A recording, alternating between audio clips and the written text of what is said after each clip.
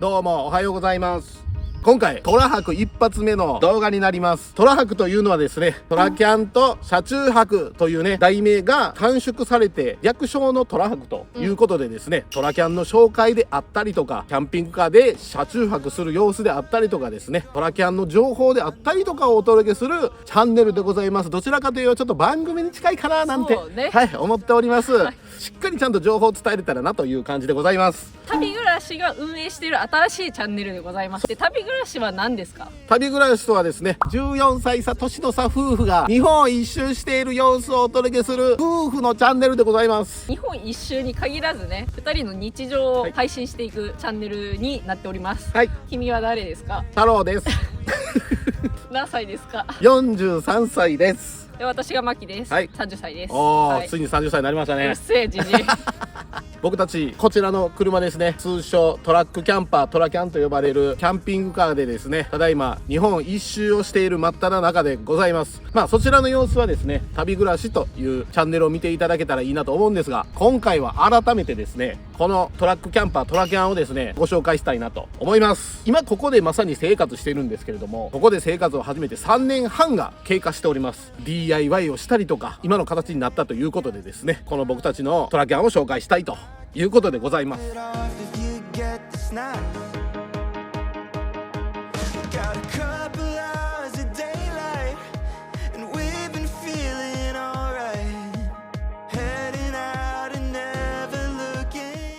はい、それでは早速外見の方を紹介していきたいと思います。車、こちら軽トラックがダイハツのハイゼットトラックでございます。現行より1個前の方になります。こちらのこのトラキャン、家の部分を乗せてる感じになります。はい、はい、この軽トラはノーマルですか？もうドノーマルでございますね。グレードがあってですね、車のね、一番いいエクストラってやつにすると、リーフが1枚追加されるっていう。もうそのグレードの標準。そう、それが合計で4枚っていう。ただ今のエクストラとかでそうなってるかどうかちょっとわからん。だからリーフが4枚になってますね。それ以外は何も触っておりません。はい、まずね、車の方のオプションですね。こちら工具箱です。ディーラーのオプションで付けました。今僕らはここに洗車用品とかを入れてるんですけど、基本的に中に持ち入れたくないもの、そういったものを入れるようにしてます。はい、はい、ゴミ入れるのにはちょっとちっちゃいよね。そうね、コンビニのねちっちゃい袋ぐらいとかやったら何個か入るけど、さすがに45リッターとかなるとねちょっとしんどいですね。45は絶対無理や。横はちょっとあんねんけどね、奥行きがそんななくてね、120ぐらいしかないかな。でちょっと後ろの方行きましょうか。後ろ新しく付けたのがですね、こちらでございます。バックライトですね。バックに入れた時に光るライトをもともとここについてたんですよ、標準で。こちらに付け替えました。はい、新しいのつけてそっちを取ったって感じだね。こちらの方はですね、旅暮らしの動画にもあるんですけれども、車検の時にねちゃんとこれで車検は通りましたんで合法ということでもちろんです。大丈夫です。はい、はい、であとですね、このカバーですね。そうね。このねテールランプのカバーを取り付けました。大阪にあるドツボさんというところのテールランプガードみたいな、そうやね、はい、感じのものを取り付けております。あとですね、ちょっと分かりにくいと思うんですが、これバックモニターね、のカメラここにつけております。後ろ見やすいようにしております。そうね、全然違うよね、やっぱあると。では続きまして、こちらのこの上の部分を紹介していきたいと思います。基本的に僕たちこの外側に関しましてはですね、プロビルダーさんに作っていただきました。はい、最初は中も全部作っていただいて、その状態で買ったんやけど、中をね一回取っ払ったわけですよね。そう、全部取っ払って一から作りました。こういうのがね、こういうトラックキャンパー、トラキャンの醍醐味かなと思います。でやっぱずっと使ってるとどうしてもねこう使いづらいところが出てくるんですよね。買い替えずとも自分で思うようにできる。法にも触れず。というところでございます。サイズは当時の最大の幅やね。そうですね。今は左右も出ていいんやけど、これは後ろだけ1割出てて、バンクもちょっと長くしてもらった感じだね。でまずフレームですね。これは何でできてるかと言いますとですね、全て木で作られております。木の柱やね。木の柱で、外壁ですね、ティファニーブルーのこの外壁はガルバリウム鋼板という鉄ですね、要は。そうやね。で作られております。お家に使われる外壁と同じやね。断熱材はグラスウールの断熱材を使っております。綿みたいな。そう綿みたいな。発泡スチロールみたいなやつじゃなくて、綿みたいなやつのコードタイプ。そうでございます。を使っております。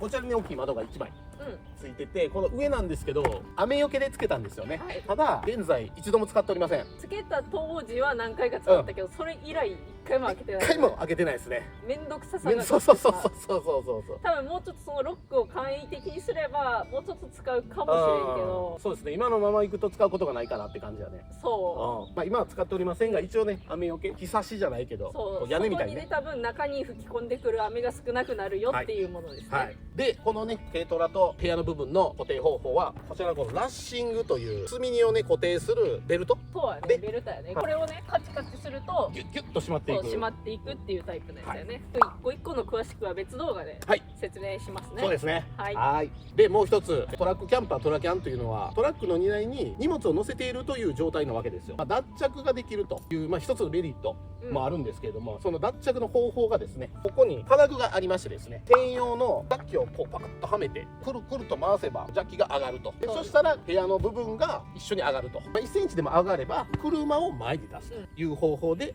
脱着をするという感じですね。それもねいろんなパターンはあるんですけれども、これも言うても定番なパターンかなと。そうやね、一番多いパターンではあるよね。はい。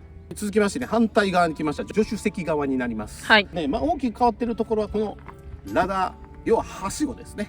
はしごをつけております。これは何のためかというとですね、天井に登るためです。はい。はい。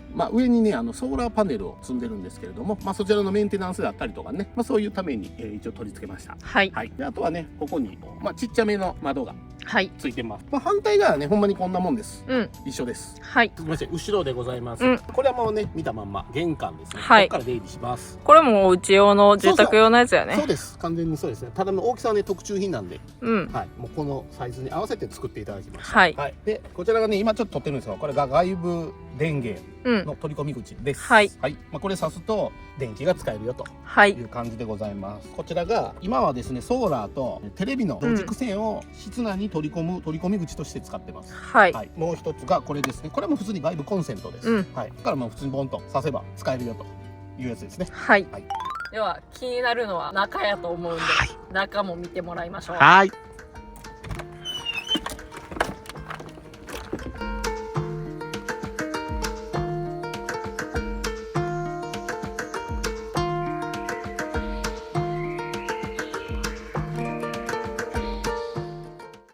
まず入り口ですね。はい。ドアの裏はいただいたステッカーたちがいます。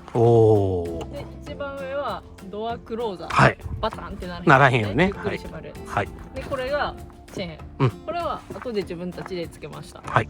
ここにチェーンがいます。これなんでつけたかっていうと、夏やっぱ暑いからちょっとでも開けて換気して寝たいんやけど、開けたまま寝るとねさすがにちょっと怖いんで、チェーンしてガンってなるやん。そこまで開けて寝てます。はい。はい。なんで人がもし開けようとしてもガンってなるだけっていうね。このドアが磁石がくっつくんで、こういうフックとか、あとこの傘立て、今傘ないんやけどを置いてます。はい。んでこれを引っ張るとこう網戸になります。これも住宅用のやつなんやけど、このサイズに合わせて作ってもらった特注サイズです。はい。この玄関が土足で入れるようにしました。雨の日とかね、いちいちちょっと外で脱いで入ってってすると大変やからというので入れるようにしました。で中の高さはこんな感じで173ぐらい取れます。はい、私が165ぐらいなんで、まあまあな人は立てるかなっていう。そうね、確かに長身の方は厳しいけどっていうぐらいの高さが取れます。これが軽の高さの上限、荷物の上限でだいたいこれぐらいの高さが多いかなって感じだね。そうですね。はい。でこの壁紙も全部貼りました。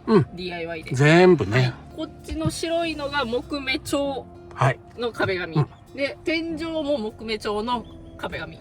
で床が木目調のクッションフロアです。こっち側、助手席側のこのグレーの壁紙が吸放湿機能のついた壁紙です。なんでかっていうと、冬とかにね、2人で生活していると吐く息とかで湿度がすっごい上がっちゃって、カビ問題とかが出てくるんで、そういうのもあるんで、吸放湿、ちょっとでも湿度をね、調節してくれたらいいなというので、この壁紙を選びました。はい。はい。こちらがさっき外から見た大きい方の窓です。でこっち側が外から見た時にあったちっちゃい方の窓やね。はい、こういう感じですね。はい。はい。でこっち側には換気扇を増設しました。これはキャンピングカー用の換気扇で、インアウトはできへんのやけど、片方なんやけど、ここで強弱と温度で強弱を設定してくれる機能もついてます。やっぱりキャンピングカー用やから、しっかりマックスにすると強くて。うん。今マックスね。そう。こんだけするとね、夏でも窓の隙間とかからちゃんと風が入ってきて、換気もしっかりできるし、風も生まれて、だいぶね、体感温度が変わってくるね。こっち側が入り口側ね。で、この入り口の隣にはこのでかいテレビをつけてます。はい。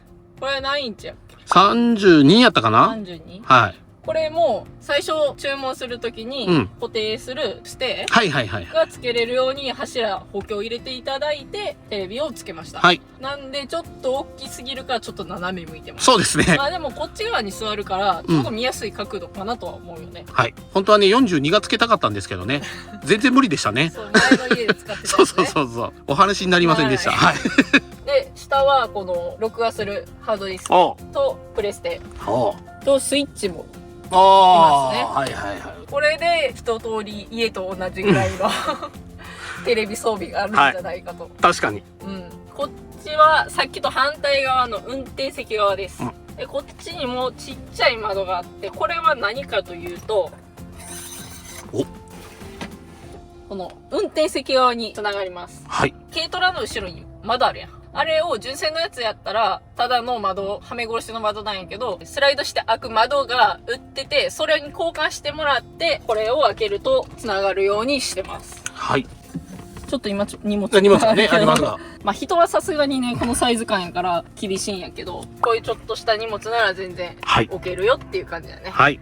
やっぱりね、ちょっとした買い物とか行った時に、いちいち後ろに回って、鍵開けて、ドア開けて、荷物置いて、ドア閉めて、鍵閉めてってめんどくさいやん。だから、ここからその荷物だけポイって置けると、やっぱね、便利なんよ。はい。人が通れずともあった方がいい。そうね。ただ、今、現行のハイゼット、形が違って窓の。はい。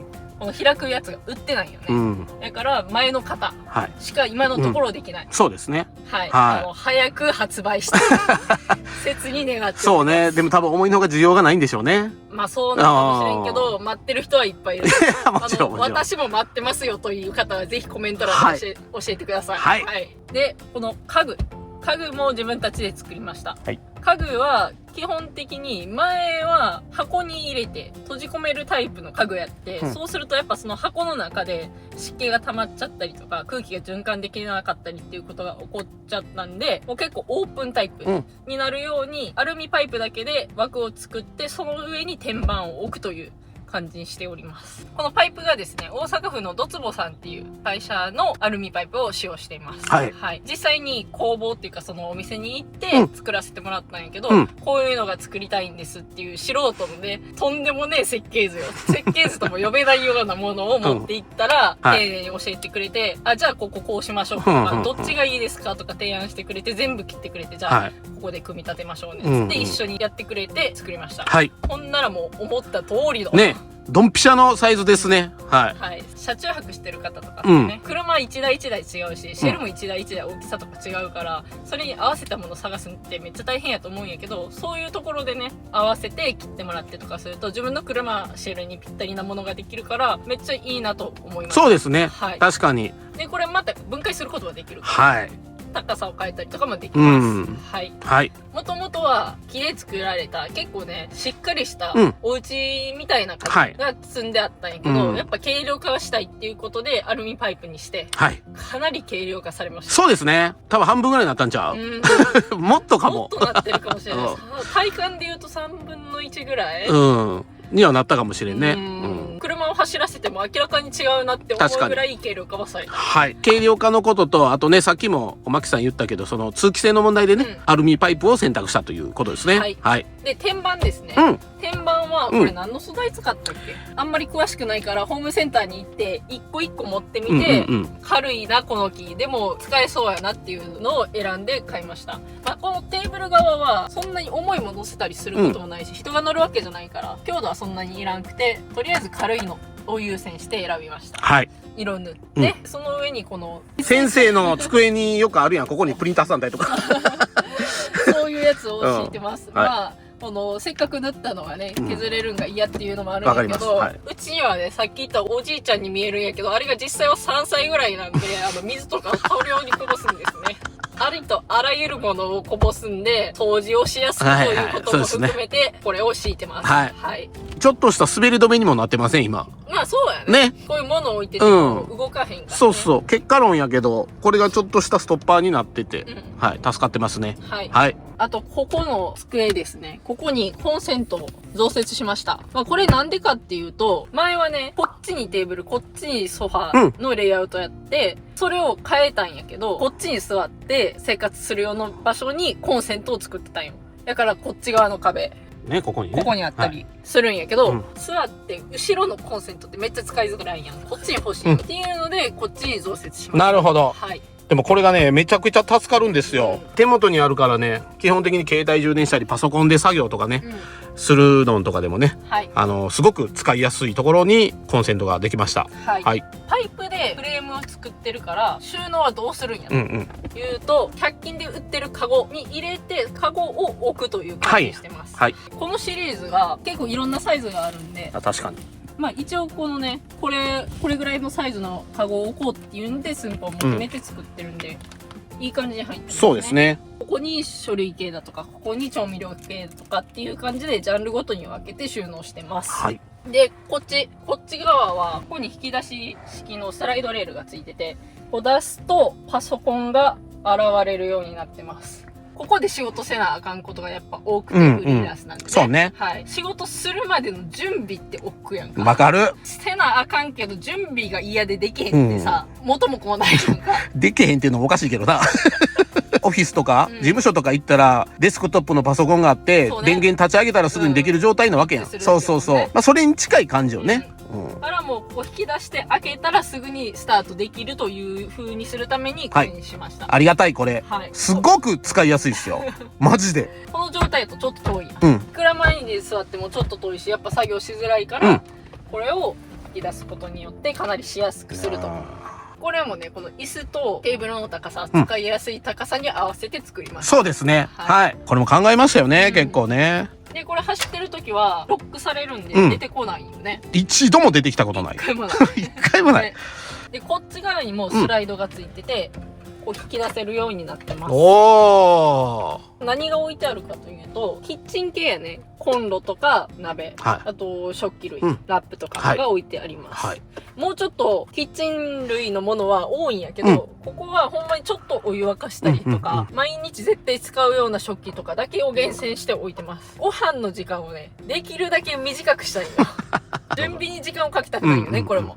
なんでもパッと出せるように、このスライドにしてます。はい。朝ちょっとコーヒー飲みたいなとか、楽なんですよ。前までは、冬とかさ、寒いから暖かいの飲みたいなって思うけど、じゃあコンロ出してきて、ガスをちょっと違うところ出してきて、鍋も出してきてって、めっちゃ手間やんか。じゃあもうええわってなるんやけど、これやったらもう引き出してガスセットするだけでもね、すぐ沸かせるからもうこのまんまの場所で。めっちゃ使ってる、特に冬。そうね。今の時期は本当に重宝してますよね。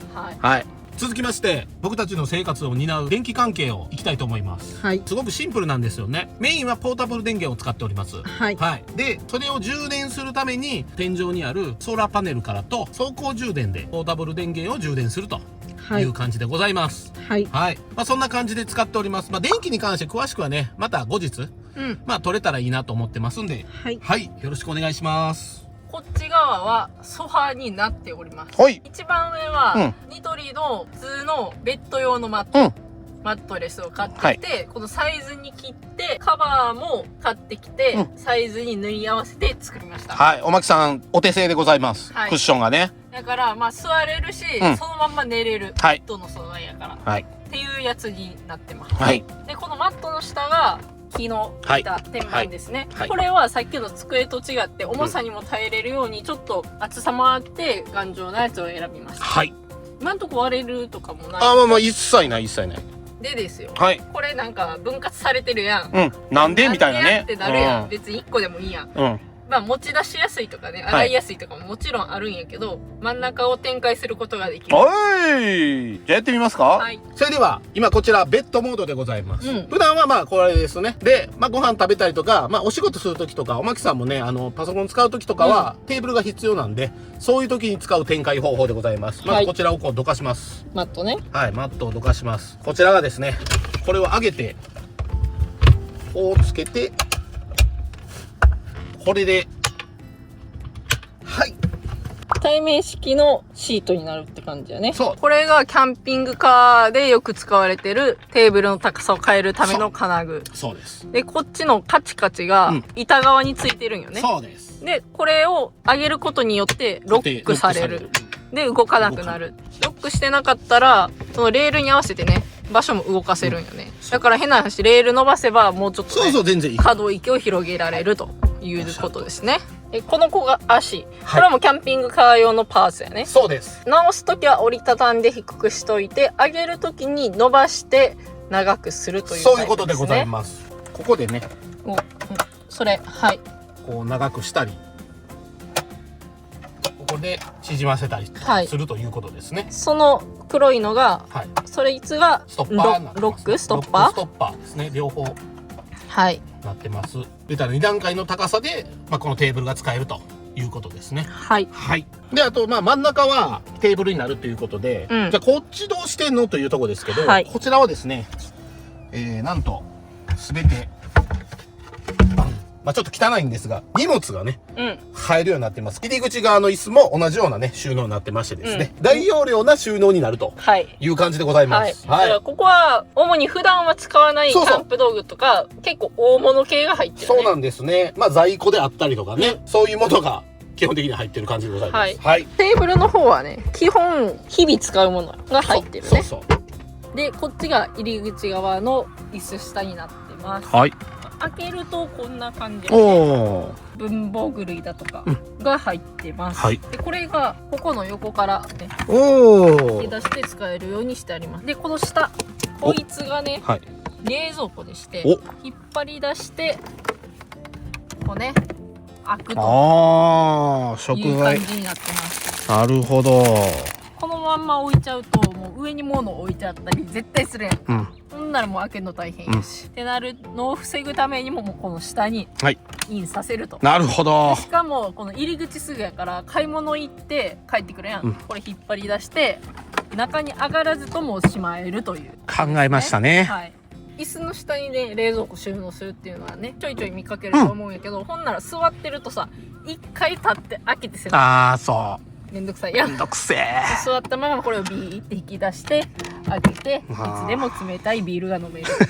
ビールなんかあんま入ってないけどという代物でございます。はい。これの高さに合わせてこれを作ったから、上にねちょっとデッドスペースができちゃったから、こういうのをしまうスペースにしたということです。このスペースですらもったいないと、もちろんいうことですね。はい。このおかげで文房具くんたちを受けてるから。確かにそれはそうや。そうよ。こういうのも結構ね、意外と使うからね。ほんでなかったら今度しまう場所考えんとあかんからね。この上に同じアルミパイプをつけてます。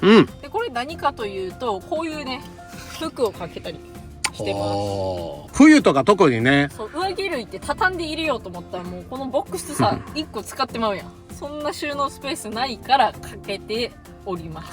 あとお風呂行った時のタオル、これ干す場所って意外と難しくて、壁際とかにねかけて干せるんやけど、ほんなら壁近すぎてさ、壁側は乾きにくいやん。やけどこれ真ん中にね干しとけばすぐ乾くということでございます。でこれはこの柱のいるところにねしっかり売ってる、フレームのところにビスを売ってるっていう感じですね。から頑丈です。ほんまにめちゃくちゃ頑丈よね。絶対大丈夫。やっぱね、冬のものとかコートとかって結構重量あるもんをかけたりするから、走るとね、やっぱさらに重さかかるんやけど、余裕。もう全然ぶら下げってもいけるんちゃうかと思う。そうね、思う確かに怖いけどな。最後にベッド展開をしていきたいと思います。はい。まずそこですね。さっきと同じように、アルミのパイプ。カーテン、うんまあ、バンク上に、まあ、どうしてもね、生活していく上で荷物も増えていったりするんでね、下の空間を空けようと思ったら、バンクの上に荷物置いたりとかすることが結構多いんですよ。そうやから今もこっち側はベッドやけどこっち側は荷物を置いてるからねこの半分ね、うん半分っていうかまあ、4分の1ぐらいのところに荷物を置いてます。置いてるからまあそれの目隠しにもなるようにカーテンをつけてるということですね。はい。じゃあ、それではベッド展開していきます。はいすごくシンプルです。はいまずこの、板を引っ張ってきますね。はいその板のロックを外して手前に引っ張ると、で、まあちょっとロックして、うんもう動かないようにしたら、はいこちらに鉄のパイプがございます。うんそれをまあはめるっていう感じですね。このように。うんはい。そして、この板をはい引っ張ってきて、すると、もう、要はここでバンクの部分のベッドの部分が出来上がるわけです。そうバンクと合わせてベッドになるということですね。これで横幅が1300そうですね。1メートル30センチぐらい取れるというはい。だからセミダブルぐらいでそうですね。うちは30センチ分荷物を置いてるからこのマットは1メートルのシングルサイズのマットを置いております、はい。2000円でもこんだけまだ余裕あるんで。ちょっと余裕あるね、はい全く家と同じね、うんベッドが出来上がりでございます。ここで寝ます。でこのマットはさっきの下のソファーと同じマットあ、これね、これがね、うんそう。それを切らずにそのままリアルなサイズがそのままそうですねこれをおまきさんが加工して椅子に使っていると。そうこっちは加工なしそのまんま、そうね。でこれ引っ張り出すと横が結構ね余裕あるんよねこっち側もおっさんが寝るとこんな感じです。一番下まで足をつけるとですね、こんなんです。まあね普通のシングルサイズのベッドやからねまあまあそうそう。シングルサイズで寝れる人はみんな寝れるよ、ねまあなんで2メートル身長ある人でも寝れます。寝れる、はい。全然大丈夫はい。荷物をかんかったらセミダブルになるから、まあまあ2人でも余裕よいねけます。シングルで2全然人で寝てるっていう人やったらこれでも寝れるそうね。うん確かに。いや中にはいるでしょおーおーおーベッド広げててもこっち結構余裕があるねこんだけ広さがあるから片方が寝てても全然一人でね起きてコーヒー飲んだりとかもできるしご飯食べたりもできるぐらい結構余裕があります、まあ、これもバンクを長くしてるからこの部屋の中のはみ出しをね最小限に抑えることでこんだけ広く取ることができてますはい。はい。ということで見ていただきました。はいいかがだったでしょうか。改めましてですね、僕たちが乗っているね、このキャンピングカーを紹介させていただきました。はいこれからね、こういうね、トラキャンとか、キャンピングカーとかの紹介であったりとかですね、ここでまあ生活している様とか、あとこれにまつわる情報であったりとかね、まあそういったものをこのチャンネルではお届けできたらなと思っております。はいまず1回目、いかがだったでしょうか。いいなと思った方は、チャンネル登録の方よろしくお願いしまおす。願いしますお願いします。それでは皆さん、またお会いしましょう。さようなら。